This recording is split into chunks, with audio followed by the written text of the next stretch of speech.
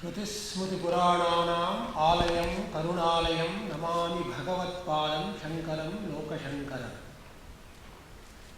वसुदेवसुतं देवं कंसचाणूरमर्दनं देवकी परमानन्दं कृष्णं वन्दे जगद्गुरुम्. Among the 10 principal Upanishads, the predominant Upanishad is the Mandukya Upanishad. The Mandukya Upanishad has only 12 mantras or hymns or sentences, but it has several meanings and it is very profound as far as Indian philosophy is concerned, and the Advaita philosophy or the non-dualistic or the monism philosophy is considered. This Mandukya Upanishad has attracted the attention of all our acharyas and the philosophers and the scholars all over the world, and all of them have interpreted in many ways. But the substance and the sum and the substance remain the same. Why it is called the Mandukya Upanishad? Because, as the very word denotes, Mandukya means that which is related to the frog. In Sanskrit, Manduka means the frog. Manduka Sambandhi Mandukyam. That which is related to the frog is called Mandukya. As you have observed day in and day out, a frog which is sitting then leaps forward and it jumps forward, moves forward. In the same way, by studying this Upanishad, one can jump start or proceed forward in his sadhana. That is the first meaning. The second meaning is, all our sages and seers in the times of yore, during the Vedic times, were having the names of the animals. For example, Mandukya is the name of a sage. Haritasa means a bird, name of a sage. Gotama or Gautama, the best among the cows, is the name of a sage.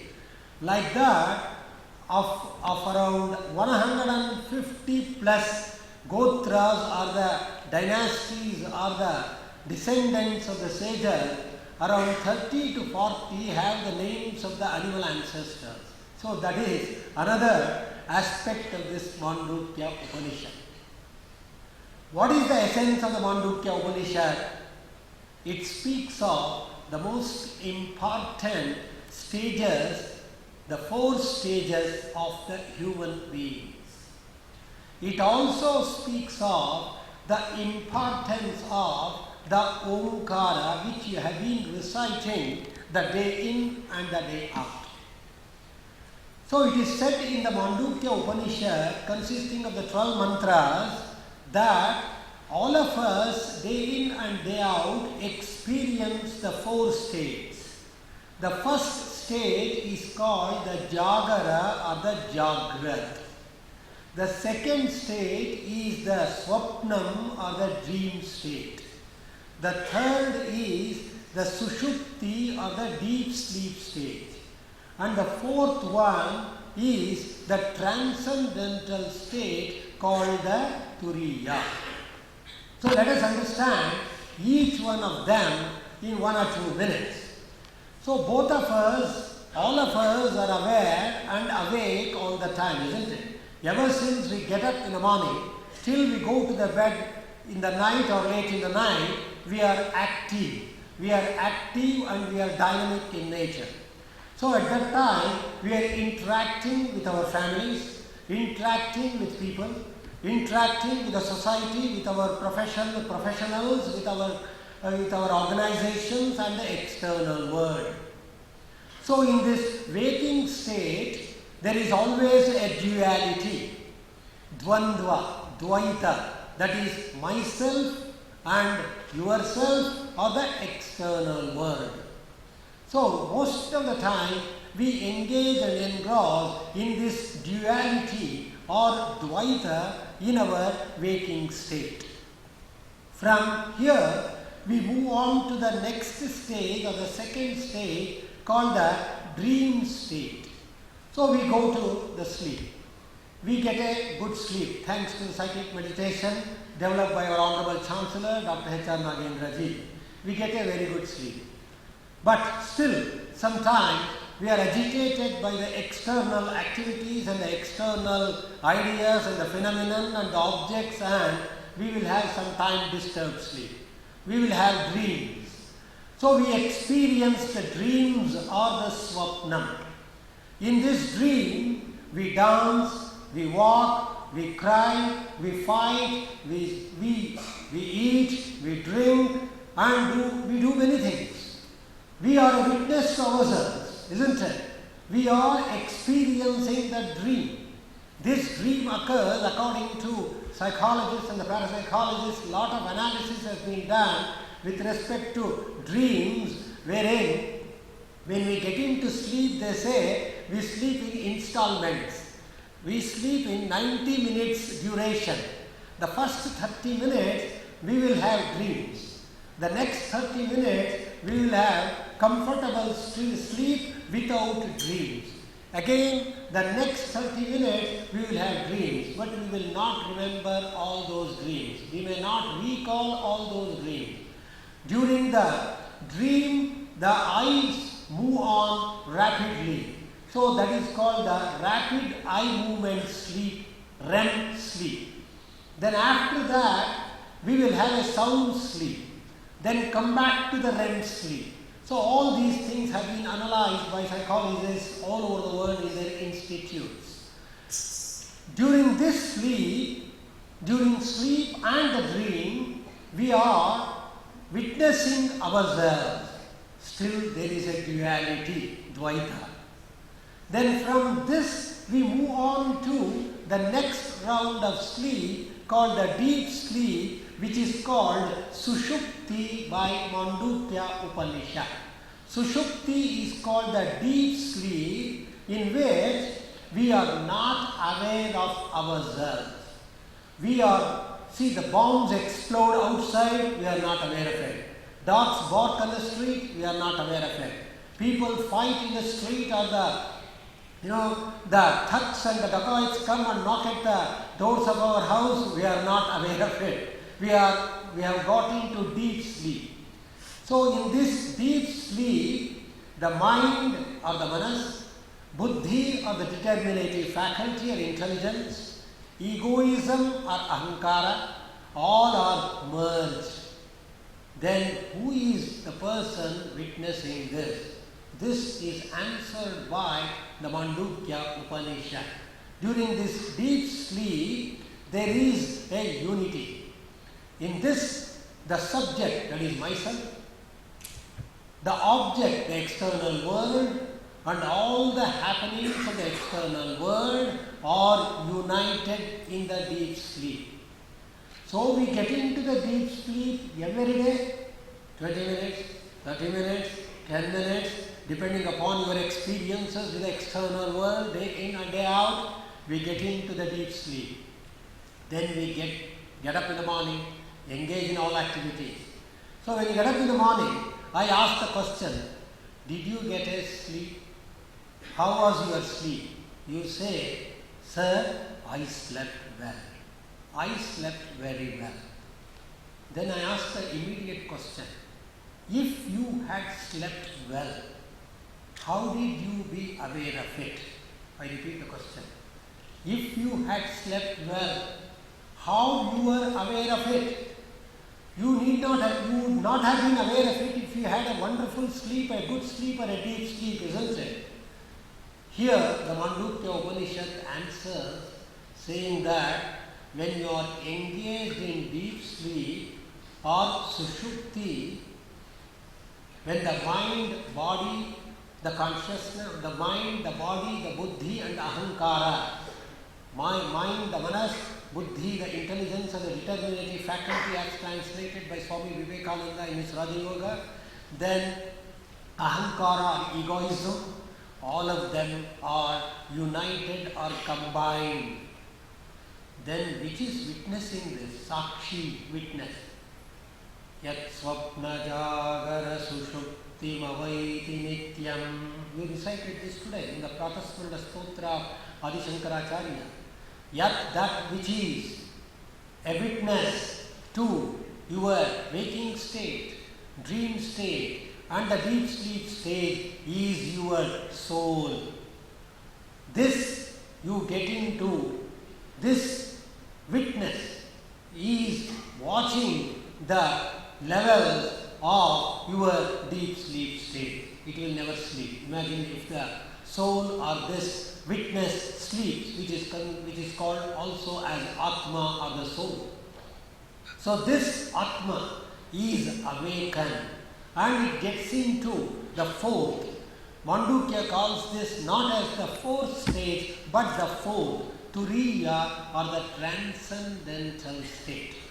This transcendental state we get into some time beyond the deep sleep every time in our sleep, but we are not aware of it because we are one and united with that Supreme Soul or the Paramatman or the Parabrahman or the ultimate reality.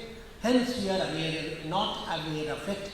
But when we get back to the 8 limbs of yoga, the yama, the niyama, the asana, the pranayama, the pratyahara, dharana and the dhyana, when we move on from the stage of dharana to the dhyana, from the stage of dhyana to the samadhi stage, at that time it is possible for you to experience this turiya state or the transcendental state, which was easily experienced by Sri Ramakrishna Paramahamsa. Although an uneducated person, he could get into the trance whenever he wanted.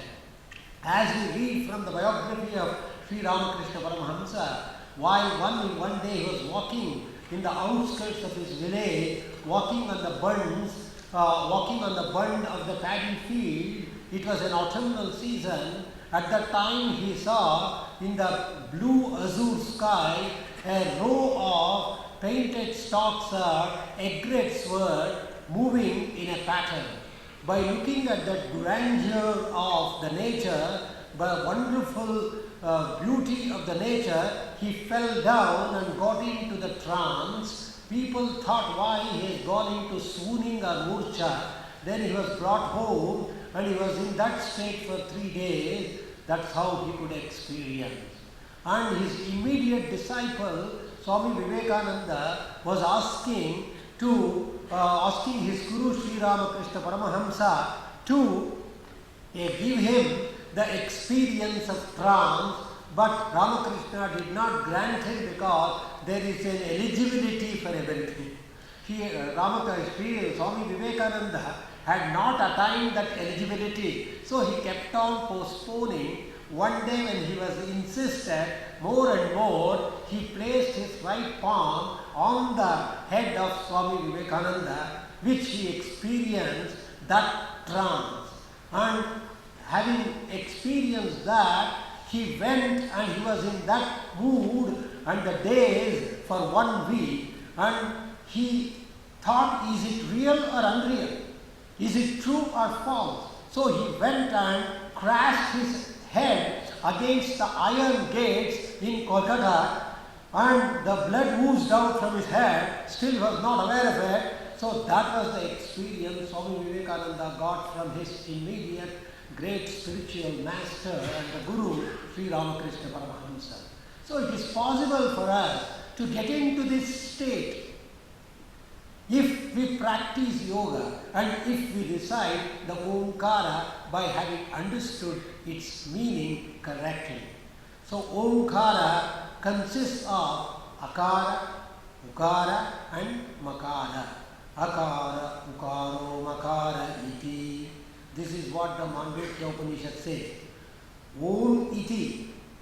Eka Aksharam Brahma. It is the one and the only single syllable in the world which comprises of the Akara, the Ukara and the Makara, which covers the entire world and resonates within us and resonates outside externally. We have to understand the meaning of the Omkara and repeat it so that we get the benefits. In fact, our Honorable Chancellor, Dr. H.R. Nagendraji, having gained experience of the best of the research in the West, in America, in Canada and England, with his intuition, he developed this system of SMET, or the special program called the Self-Management of Excessive Tension, the SMET program, by employing this Mandukya Upanishad and the Omkara which is embedded there, and brought out this new phenomenon of relaxation technique by which we can be comfortable and we can experience the bliss for at least a few seconds and relax ourselves. This is the unique contribution of our Honorable Nagendraji to the people of the world and globally. He never patented this. If Guruji had patented this PET, cyclic meditation and so on, he could have earned billions of dollars, but he gave it for the welfare of the universe. That is the greatness of the great people in the world, having realized and experienced and start awakening the world. So this Omkara and this Turiya, or the transcendental state, becomes a witness for all our three states, that is Jagrat, waking state, Swapnam, dream state, and Sushupti, deep sleep state. But at that time, please understand that the mind, body, intellect, egoism are merged in the state of deep sleep. Still, the witness for all these activities is our Atma, or the soul. This Atma, I am Atma Brahma. I am this Atma, the soul is Brahma, or the supreme reality, or the ultimate reality. So we have to understand these three levels correctly and move on to the next stage. In fact, Omkara is very, very important. It also has been referred to in other religions of the world. For example, in Christianity, we find in the New Testament the famous statement, in beginning there was Word, and the Word was with God, and the Word was God. In the Greek mythology, in the philosophy, this Omkara was called Logos. So that way, all the major religions of the world have such significant meaning, which is the prophet uttered by the prophets and experienced by the prophets. And this can be realized by us. The Yoga Sutras and the Yoga gives you this experience finally. So when you engage in meditation, when you move on from the stage of Dhyana to Dharana, you get some spiritual powers, you get some mystical powers. At that time, for a minute, you are aware of this Turiya state. There is no egoism in that. There is total identity in that state. So you experience the Turiya before you move on to the Samadhi, or when you get into the first levels of Samadhi. And there are several levels of consciousness. There is 7 levels of consciousness elaborated and explained in the Patanjali Yoga Sutra, Tatra Saptada Prantavihi Prajna. The Prajna, or the wisdom or the consciousness, is of 7 levels.